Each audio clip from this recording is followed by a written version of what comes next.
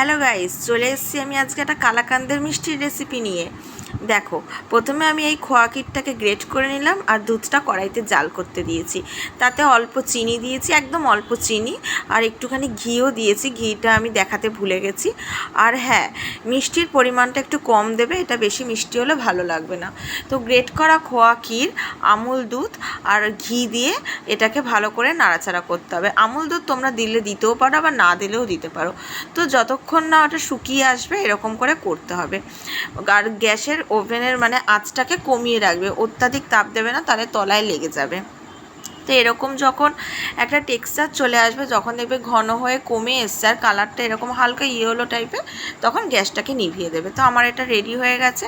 আর একটা পাত্রে আমি ঘি ব্রাশ করে নিয়েছি, ব্রাশ করে হালকা ঠান্ডা করে আমি প্লেটে ঢেলে নিয়েছি। আমি ওই 1 থেকে 1.5 ঘন্টার জন্য ফ্রিজে রেখে দিচ্ছি। আর সুন্দর করে আমি এরকম চৌকো একটা শেপ করেছি। তোমরা যেরকম ইচ্ছে শেপ করতে পারো, তোমাদের ব্যাপার। তো আমি ফ্রিজে রেখেছি, আর ফ্রিজে রাখার কিছুক্ষণ পর আমি এসে দেখছি আমার কর্তামশাই খেয়ে নিয়েছে অর্ধেকটা বার করে। এত বদমাইশ মিষ্টির পোকা। তো আমার এই রেসিপিটা ভালো লাগলো, অবশ্যই লাইক অ্যান্ড কমেন্ট করো প্লিজ।